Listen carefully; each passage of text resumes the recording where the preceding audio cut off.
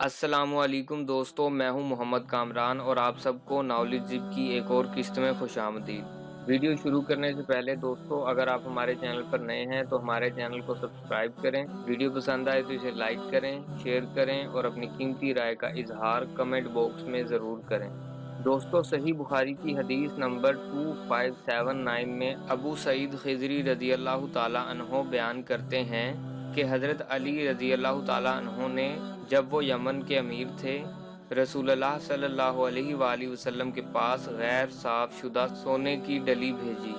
رسول اللہ صلی اللہ علیہ وآلہ وسلم نے اسے 4 آدمیوں کے درمیان تقسیم فرما دیا: اقرا بن حابس حنظلی، عینہ بن بدر فزاری، علقمہ بن علاسہ عامری جو بنو عامر کی ایک شاخ بنی کلاب میں سے تھے، اور زید طائی جو بنو طے کی ایک شاخ بنو نبہان سے تھے۔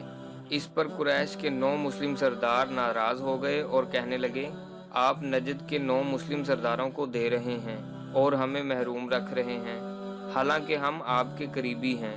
نبی صلی اللہ علیہ وآلہ وسلم نے فرمایا، میں نے ایسا اس لیے کیا کہ ان کی تعلیف قلب کروں۔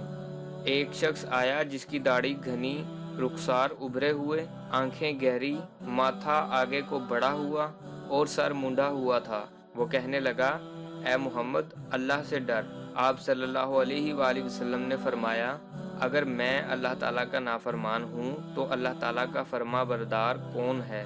اللہ تعالیٰ تو مجھے زمین والوں، تمام انسانوں، جنوں پر امین جانتا ہے، اور تم مجھے امین نہیں جانتے۔ پھر وہ شخص پیٹھ پھیر کر چلا گیا۔ حاضرین میں سے ایک شخص نے آپ صلی اللہ علیہ وآلہ وسلم سے قتل کی اجازت طلب کی۔ اہل علم کا خیال ہے کہ وہ حضرت خالد بن ولید رضی اللہ تعالیٰ عنہ تھے۔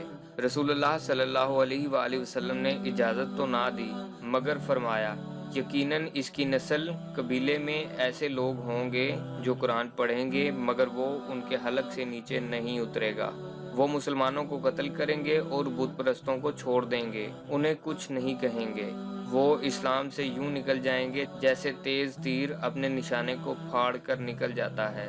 واللہ اگر میں نے ان کو پا لیا تو انہیں قوم عاد کی طرح قتل کروں گا۔ ناظرین، اسی طرح سنن نسائی کی حدیث نمبر 4106 میں بھی اسی واقعے کی طرف اشارہ ہے۔ تو دوستو، اب تک کے لیے اتنا ہی۔ ہماری اگلی ویڈیو تک اپنے دوستوں اور رشتہ داروں کا بہت سا خیال رکھیے گا۔ اللہ حافظ و ناصر۔